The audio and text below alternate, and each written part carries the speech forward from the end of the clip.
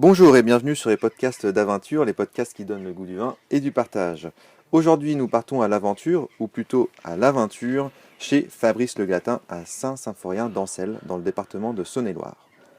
Nous sommes donc sur les bords de Saône, avec Romanèche-Thorens au sud et la chapelle de Guinchay au nord.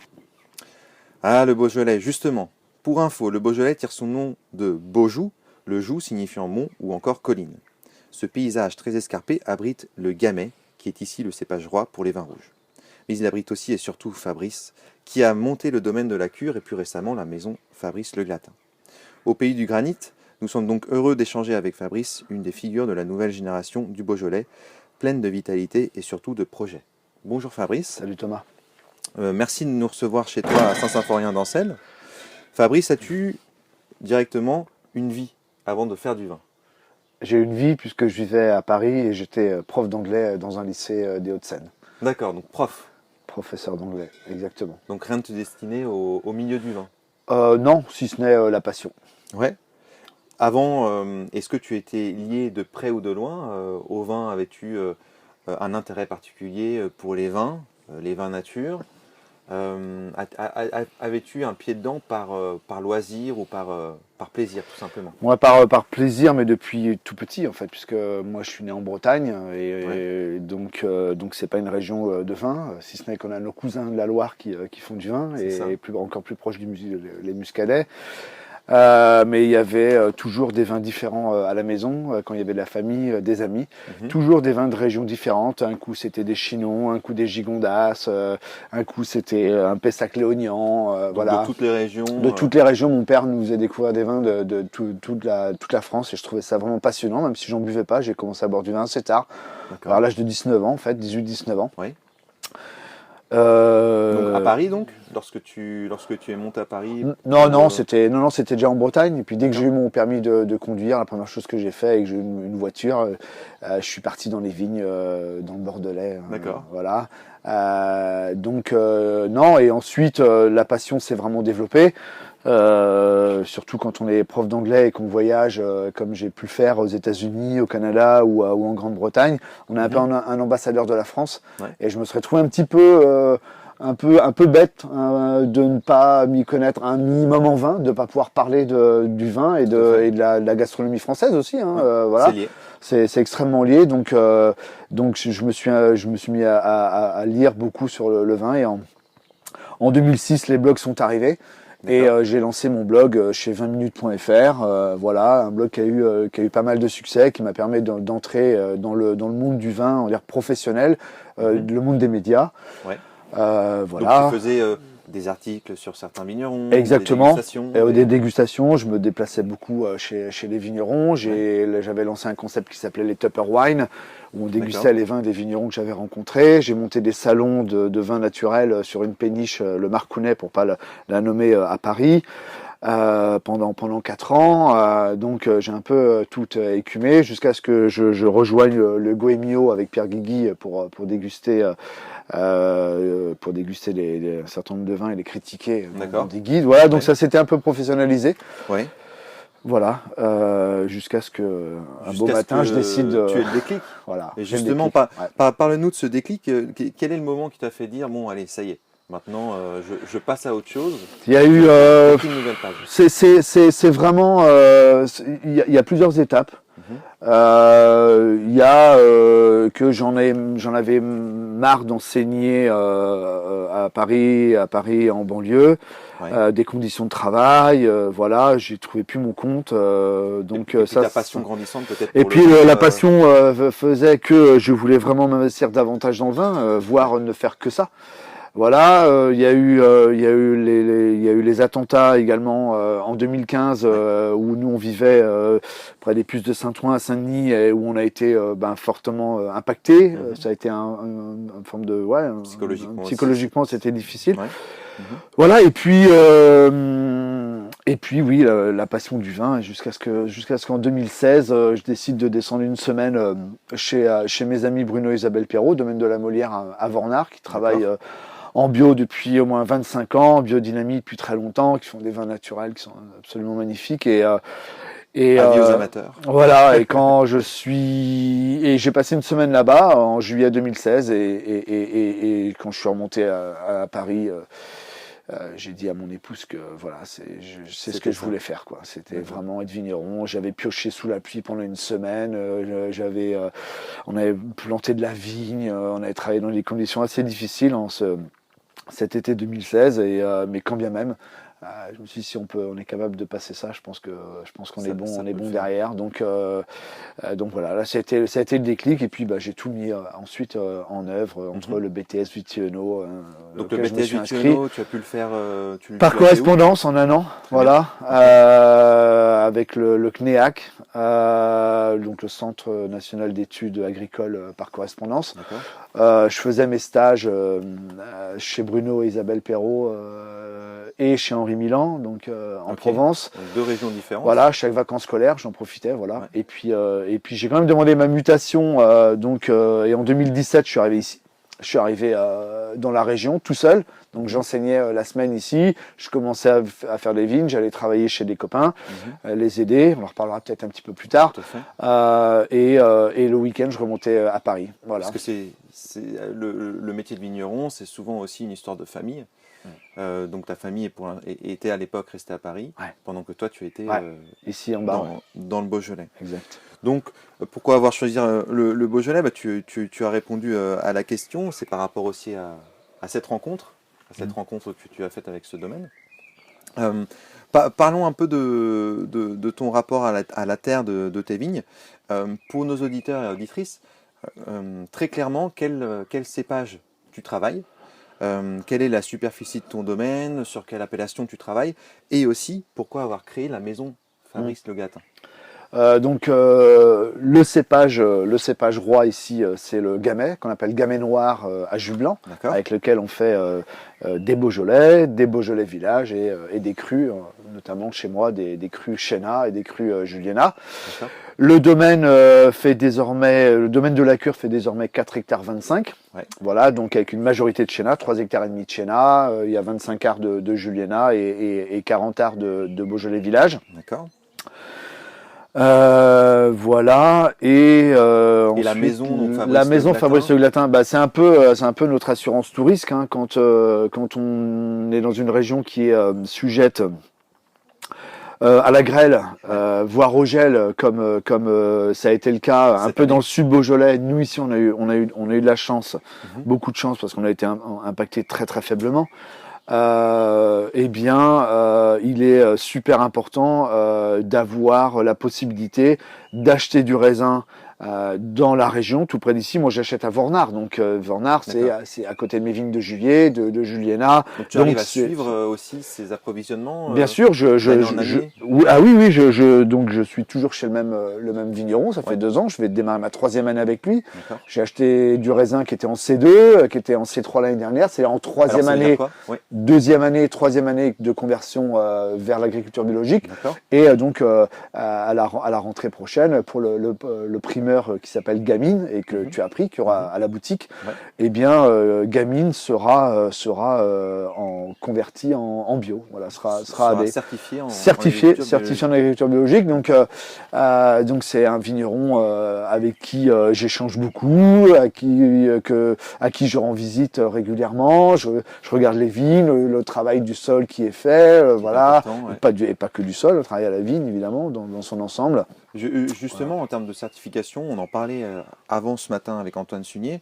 Toi, quel est ton point de vue par rapport à la certification, outre le fait que ce soit commercialement aussi intéressant? Déjà, il y a la notion d'agriculture biologique. Faut pas l'oublier. C'est pas juste un label sur une étiquette. Voilà. C'est important de le rappeler. C'est extrêmement important. C'est donc travailler sans produits de synthèse, sans produits chimiques.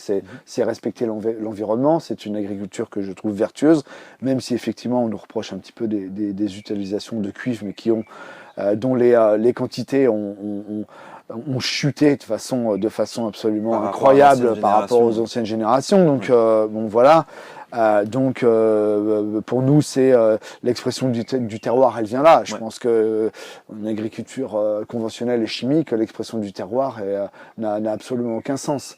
Et puis plus les gens, mais ça c'est un point de vue personnel, plus les gens se certifient, plus ça donne éventuellement envie aux autres de passer à l'action et de se convertir. Il y a un effet boule de neige, clairement. On voit sur l'appellation Chéna, qui est l'appellation où moi j'ai 3,5 hectares. On voit que la plupart des gens déjà qui s'installent, mais enfin la plupart, 99% des gens qui s'installent ce sont pas sans abbé. Ah oui, ok. Donc je pense. C'est pas un effet de mode, c'est vraiment un effet de fond, quoi. Oui, il y a un véritable effet de fond. Je pense on comprend. Je pense qu'après, lorsqu'on a des vignes en agriculture biologique et qu'on récolte des raisins qui sont bio et que l'on vinifie ces raisins et qu'en plus à la cave on utilise le moins d'intrants possible et qu'on laisse un peu, enfin on va pas dire qu'on laisse faire les choses, mais en tout cas levure indigène. On peut déjà rien que levure indigène et qu'on voit l'éclat du vin finalement. Ça n'était la pureté du fruit, l'esprit du vin et le gamay se prête à ça. Se prête aux macérations carboniques notamment, très très bien. Je pense que quand on goûte ce type de vin, après c'est extrêmement difficile de faire marche arrière. Oui. Mais justement, on commence à aborder le sujet en cave. Quelles sont entre guillemets tes recettes, les pratiques de vinification que tu expliques de façon très pédagogique pour les gens qui nous écoutent? En cave, le raisin arrive en cave, il est parfois sur les crus, il passe une nuit dans un camion frigo. Je fais une macération à froid pour assainir un petit peu le milieu, surtout après lorsqu'on fait des vendanges l'après-midi avec des températures qui sont très élevées. Donc on se débarrasse aussi d'un certain nombre de bactéries. On va peut-être éviter les phénomènes d'acidité volatile. On va développer des aromatiques qui sont peut-être un peu plus complexes et évidemment apporter beaucoup de fraîcheur. Donc c'est le premier travail sur les crus. Le vin, vendange entière, voilà, pas égrappé, hein, donc voilà, et ensuite c'est mis en cuve, c'est protégé avec du gaz carbonique. Même si à la rentrée je vais un peu changer ça parce que j'estime que mine de rien ça reste un intrant, donc j'aimerais faire ce qu'on appelle des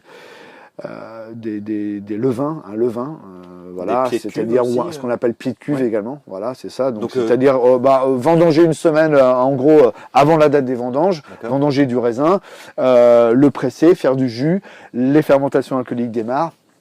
On met ce jus dans la cuve avant de réceptionner le raisin.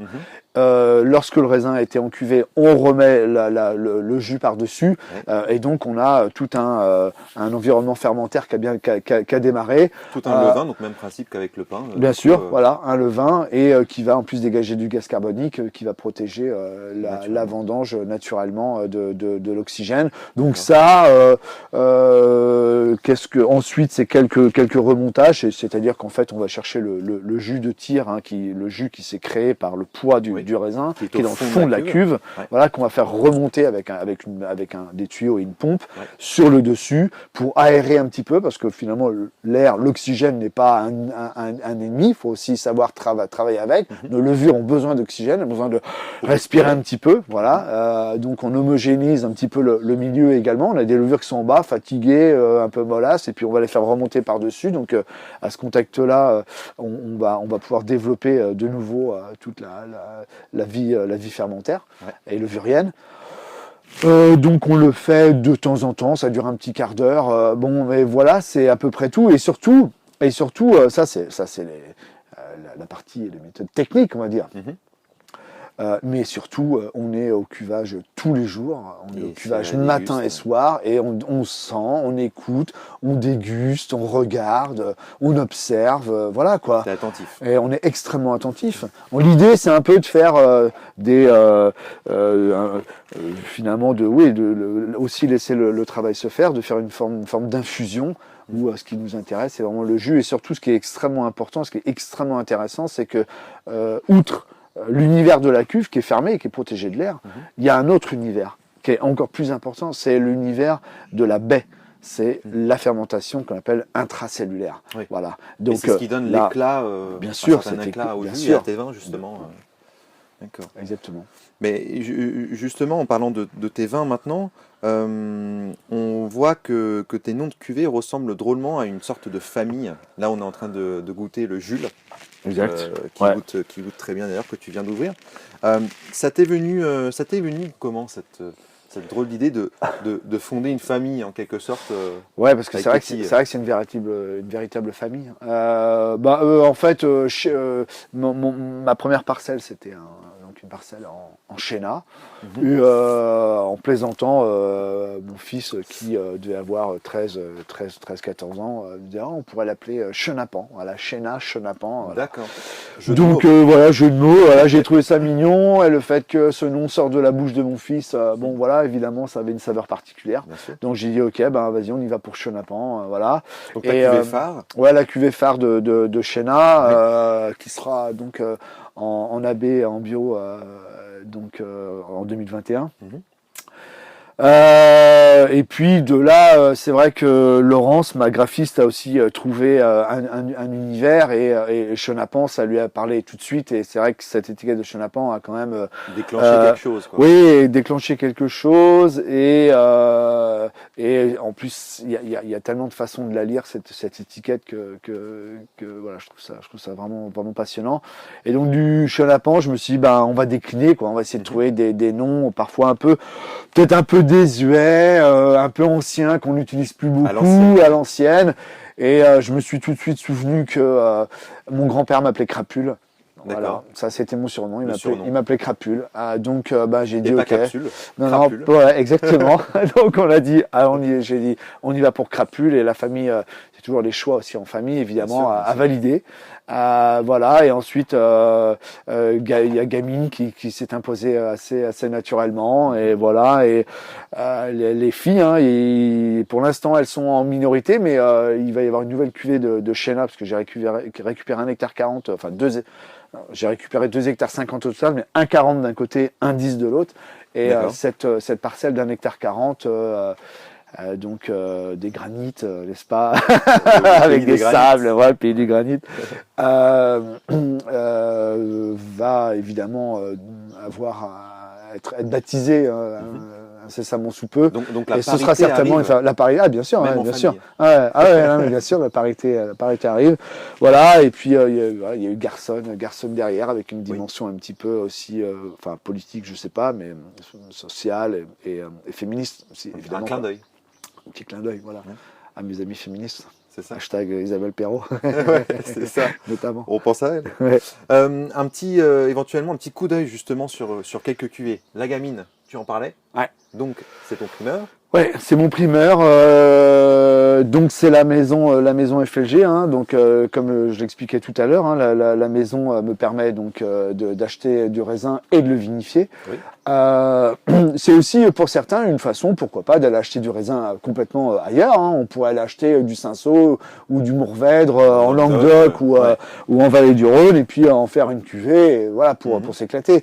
Bon, pour moi, ça n'aurait pas beaucoup de sens dans le Beaujolais. Il faut que ce soit de Beaujolais, en plus septentrional. Donc on est sur Vornard, on est à 450 mètres d'altitude, sur des sables.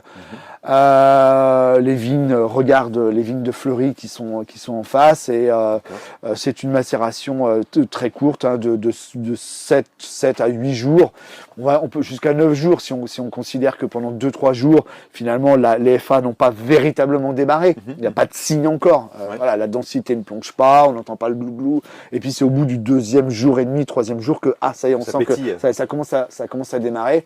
Et à partir de là, le raisin va rester en cuve pendant une semaine avec toute cette méthodologie dont je parlais tout à l'heure, c'est-à-dire qu'un remontage ou deux, voilà. Parfois un remontage à l'air, parce qu'elle a tendance à réduire. C'est une parcelle où les raisins ont un peu tendance à développer la réduction, c'est-à-dire que voilà, sous l'effet du manque d'oxygène, on a des arômes, une aromatique qui se développe, de réduction, que tu expliqueras très bien à tes clients. Exactement, qui se traduit parfois par une odeur un peu d'œuf. Ouais, ça peut être. Moi, j'aime plus de ferme, en fait. Voilà, d'écurie. Mais qui à l'aération, c'est-à-dire une minute plus tard, 30 secondes plus tard, il y a plus rien. Donc voilà, Gamine, c'est ça, c'est une macération très courte, c'est un primeur. Bon, il est en VDF, donc ça me permet de le commercialiser avant le 3e jeudi de novembre, le fameux. En vin de France. Voilà, j'arrive à étaler la gamme, à faire.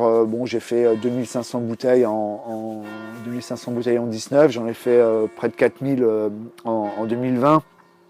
Combien de bouteilles est-ce que tu produis avec les deux maisons, justement, avec le domaine et la Aujourd'hui, 12 000. Ouais. 12 000 et ce sera le double l'année prochaine. Ça reste très petit. Ouais, oui, voilà. Oui, parce que je viens de récupérer 2,5 hectares de vignes, donc voilà, et puis je vais agrandir un tout petit peu le négoce pour faire un peu, voilà, mais on est dans ces ordres de quantité là. Voilà, donc ça c'est Gamine, mais Gamine c'est le vin, qu'on dit glouglou, mais pas que, parce que je trouve que c'est un vin qui a quand même beaucoup de fond, qui a une belle acidité. C'est le vin de copain par excellence, à boire frais. À l'apéro, sur un barbecue, c'est vraiment du fruit, une belle acidité, ça a beaucoup d'énergie. Ça appelle à l'amitié. Ouais, exactement, à la réunion entre potes et entre amis. Ouais. Chez Aventure, on trouvera le Jules aussi, donc on est en train de déguster maintenant. C'était ma première vinification de cette parcelle de 25 arts, qui est elle en bio, voilà. Donc ça c'est une parcelle qui a été extrêmement piochée cette année, qu'il a fallu redresser un petit peu parce que j'avais quand même pas mal d'adventices dedans qui nuisaient un peu au bon développement de la vigne. C'est ça le travail en bio aussi, hein. C'est pas juste utiliser des bouillies bordelaises et des soufres puis passer le tracteur. Moi, il y a toute une réflexion par rapport au sol. Bien sûr, et il y a un travail de pioche, d'arrachage à la main aussi, des heures durant, qui est extrêmement fatigant, mais qu'il faut faire et qui paye par la suite. Ouais. Voilà, donc le Jules, c'est une macération de deux petites semaines. On voit, ça prend des notes un peu de thé. J'aime bien ce côté infusion, ce côté un peu aérien également. Ouais. Avec un fruit qui parfois peut être vraiment très typique du gamay, quoi. On est vraiment sur des arômes primaires de fruits, de fraises, des bois, etc. Et puis toujours très frais en final, beaucoup de finesse, de croquant, c'est ça. L'idée c'est aussi d'avoir de la longe. C'est extrêmement important que voilà. Mais ça va se travailler sur le temps. Je veux dire, les vignes, ça va faire 5 ans qu'elles sont en bio. Ouais. Voilà. Et l'expression du terroir se fait pas. C'est pas parce qu'on passe en AB un jour que ça y est, c'est fait. Non, il y a encore un gros travail à faire, notamment en semant des engrais verts. Ça, c'est et en nourrissant son sol. C'est un projet que tu as.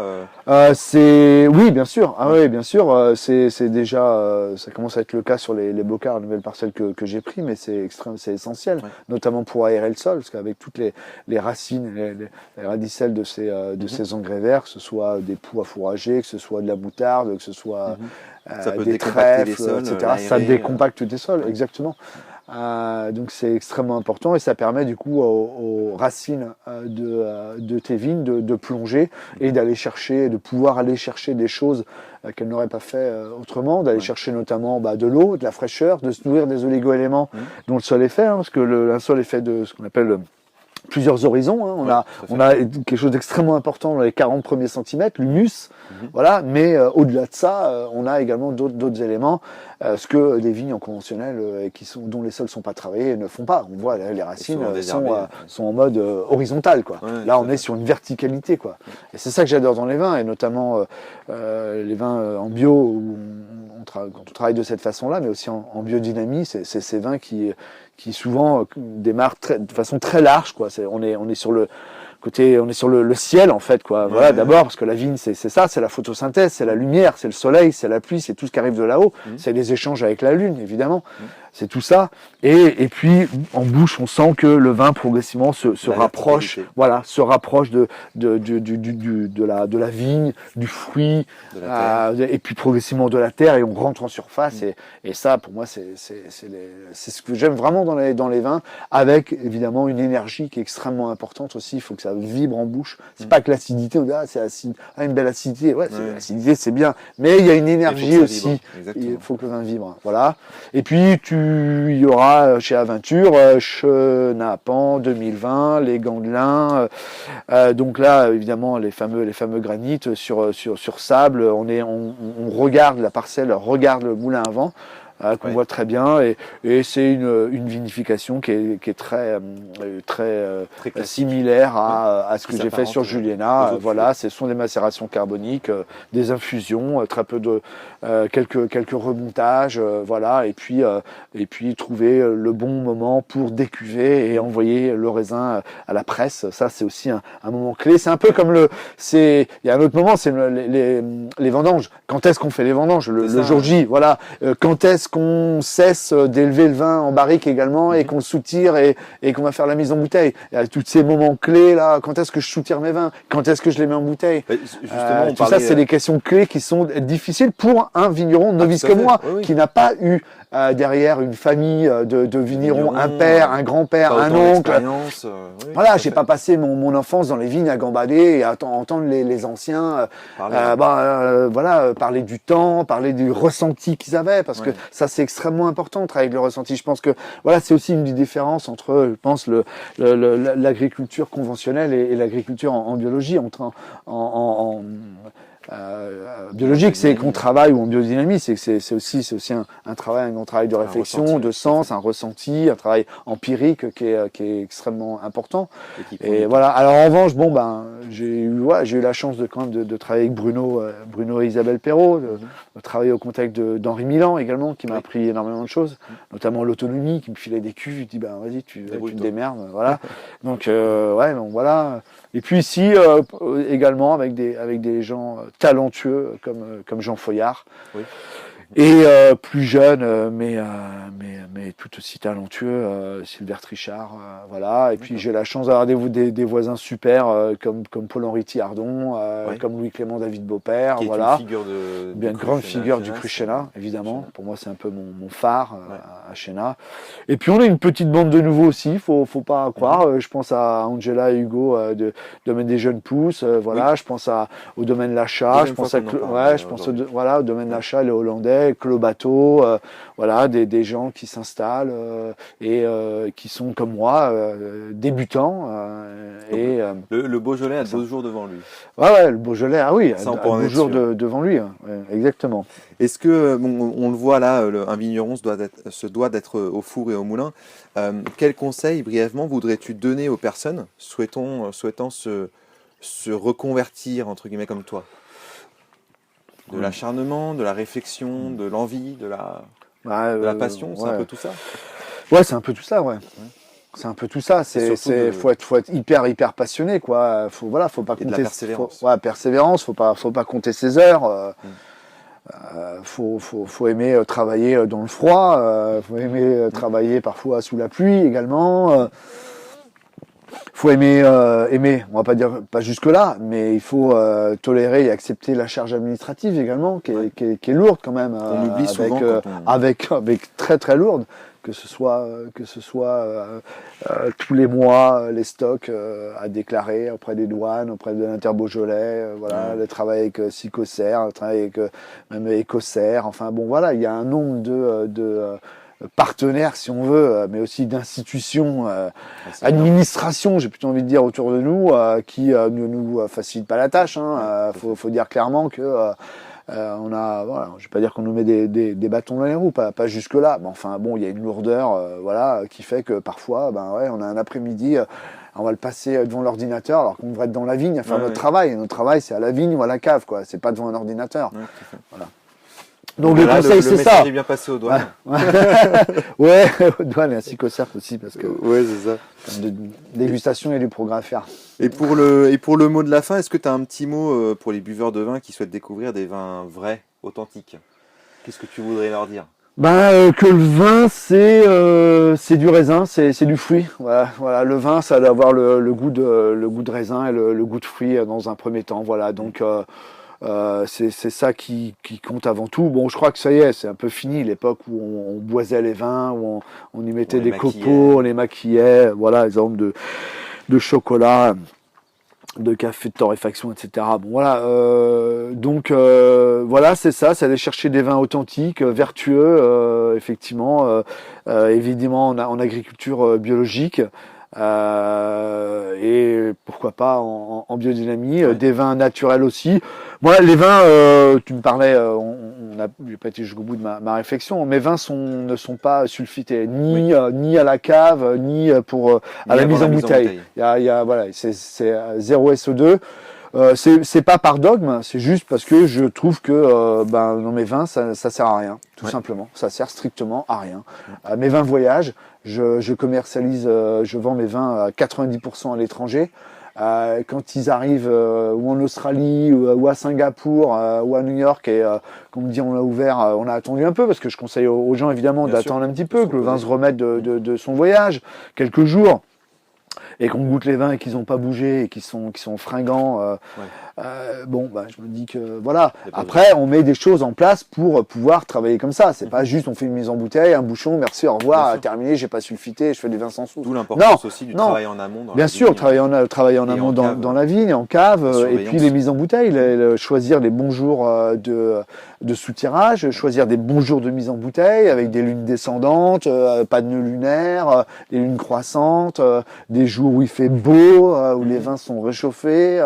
Voilà, donc on fait attention à ça. Et puis même plus techniquement, on verrait que tout simplement l'écart entre le bas du bouchon et le vin est extrêmement infime, minime. Donc ne pas s'étonner si on trouve que les vins sont parfois un petit peu perlants. C'est le gaz carbonique. À l'aération, c'est comme on parlait des odeurs de réduction. C'est le même principe.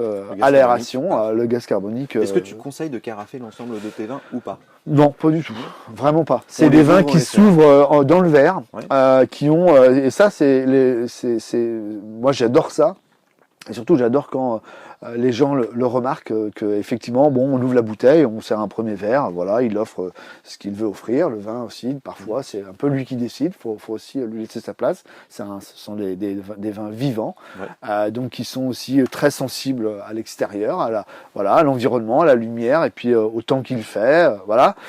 Et le vin va prendre son temps, il va s'ouvrir dans le verre et on verra que 10 minutes, un quart d'heure plus tard, il sera un petit peu réchauffé, il sera ouvert et il donnera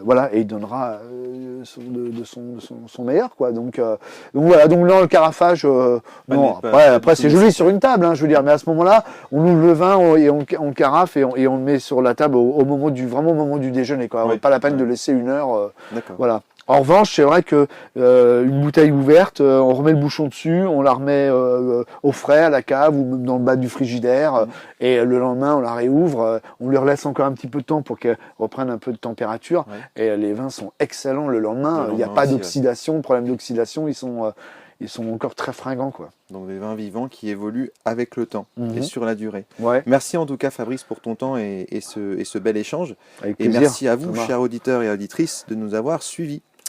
On espère que vous connaîtrez un peu mieux après ce podcast les vins de Fabrice Le Glatin du domaine de la cure. Et puis on va chin, on fait. Et puis on va santé. Obligé parce qu'on est en train de boire un jus là. Donc, oui. Dans le Beaujolais, vive le Beaujolais. Et vive le Beaujolais. Les vins naturels, voilà.